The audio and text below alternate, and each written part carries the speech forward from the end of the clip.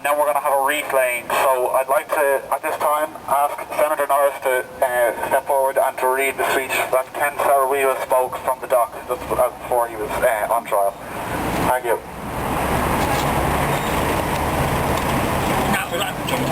Could you? Yeah, that'd be great. Well, thank you very much. It's a great honour to be here, and I'd like to thank Shell Oil for providing the screen for the showing of the film. It's the most kind of them. It's the only decent thing they've ever done, in my opinion. I can tell you I've never, in the last 10 years, bought one drop of Shell Oil, and I certainly won't be buying any of their petrol in future.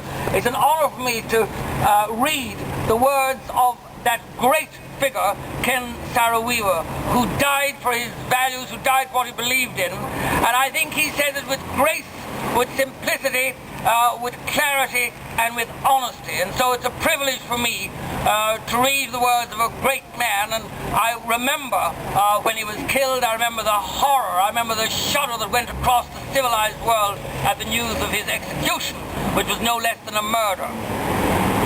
We all stand before history. I am a man of peace, of ideas, appalled by the denigrating poverty of my people who live on a richly endowed land, distressed by their political marginalization and economic strangulation, angered by the devastation of their land, their ultimate heritage, anxious to preserve their way of life, their right to life and to a decent living, and determined to usher this country as a whole a fair and just democratic system which protects everyone and every ethnic. Good evening, everybody. On this day by date 12 years ago, at this time, we were down in Leeson Park outside the Nigerian embassy. We had planned that week.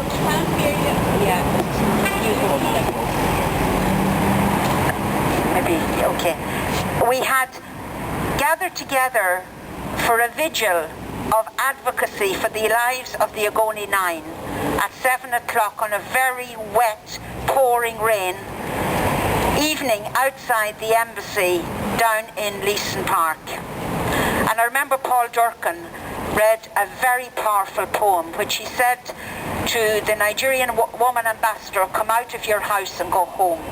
We can't be associated with this.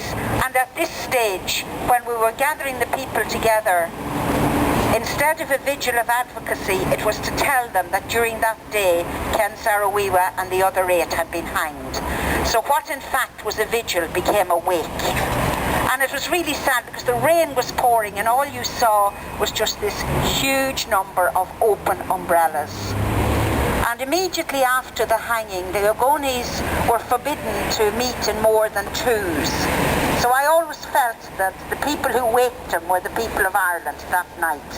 So I'd like to remember all those people who worked with us on the campaign right through 2004 and 2005. It might be just a good time to tell you what has happened maybe in Ogoni since then. There is no oil being taken out of Ogoni since 1993. That is 12, you can count the years if you want. There is oil flowing through it from another part of the Niger Delta to the terminals, but no oil has been taken out of Ogoni land in that length of time. And I would just like to say that from that day when it was stopped by a woman like Willie Corduff standing in her field, and she said, you're not going any further, and a soldier opened fire and shot her arm off. And the next day thousands of people came out and stood on the land, and a young man was shot dead.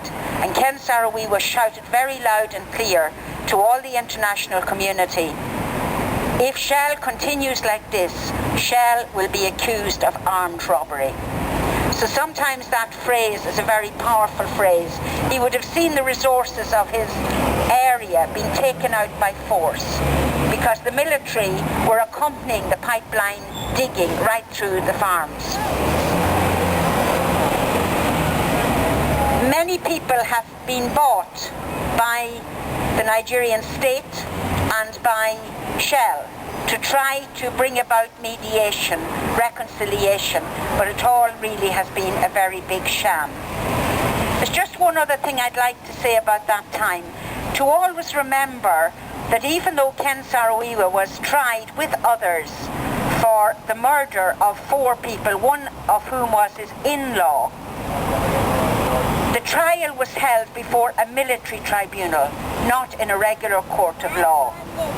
He was never imprisoned for the year and a half or more that he was waiting for the final conclusion.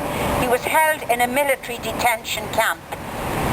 And the cynicism was that on the morning of the 10th of November, one of those big prison vans went to the military camp, took the 9 of them there, brought them to the prison in Port Harcourt and hanged them in the prison yard. That was the only minute of that particular period that Ken Saro-Wiwa was in the justice system. Other than that, he was in a military system. The other thing that might be interesting for you to know is that it took 9 years to recover the bodies of the Ogoni 9. The Physicians for Human Rights based in the United States were called in by Owens Wiwa, the brother of Ken. And after many, many internal problems with the family, some of who said we want them, some who said we'll wait, etc., the bodies were exhumed.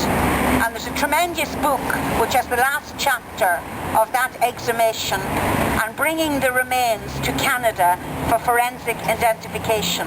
And it was only just in time for the 10th anniversary 2 years ago that these bodies were actually laid to rest. There were other people that I would like to remember. It's November and it's a time of sadness, and it was a time of sadness for the Ogoni people. But there were 3 other women that I'd like just to mention today. The first is Lynn Chikura. She was American, married to a Nigerian lecturer on the campus where we both taught in the University of Lagos. And she was in the Association of Nigerian Authors, and she was the person that actually introduced me to Ken Saro-Wiwa and brought me to his office way back in about the 10th of March 93. Now Lynn left the University of Lagos to teach in the University of Accra in Ghana, and she was drowned just in an accident on the 26th of November last year. So Lynn kept Owens Wiwa's child and wife hidden as a safe house for a number of months. So when I look at Bethy Wiwa, I always think of John Monaghan's little child who's been carried around in somewhat the same situation. The second woman to whom the Ogoni pay a great memory to, but it wasn't mentioned in the media at all, was Anita Roddick of the Body Shop. It never came up that she had given such support to ethnic groups fighting on different issues. She questioned multinationals, and in fact, in the week after Ken's death, Owens and his wife and his child arrived in London, and I was called over from Dublin. I'd been back in Ireland about a year at that time. And I went to the home, the London home of Anita Roddick, and the family were sleeping in that house for several days. Now that went very unreported in the news of her very recent death.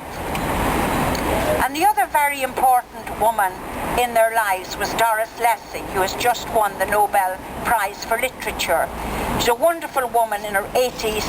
She keeps an apartment downstairs in her beautiful London home for everybody from the literary world who is in trouble.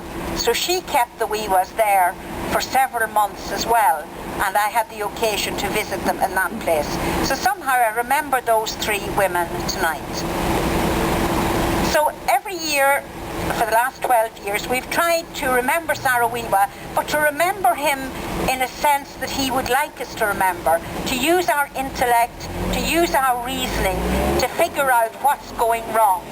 And it's in that wonderful spirit that many of you who have gone to Rossport see opposite the Shell refinery the 9 crosses that the people placed there in memory of each of the 9 2 years ago. And sometime during the year, one of the crosses, that dedicated to Ken Saro-Wiwa, was removed. And I just was so touched last weekend when we went back. It has been replaced, and there's a little sign in front of it, "Please do not disturb, this ground has been blessed." So I thought that was such a wonderful tribute to the Ogoni Nine. Thank you very much. Thank you very much, sister. Okay, we're now going to put on display a short video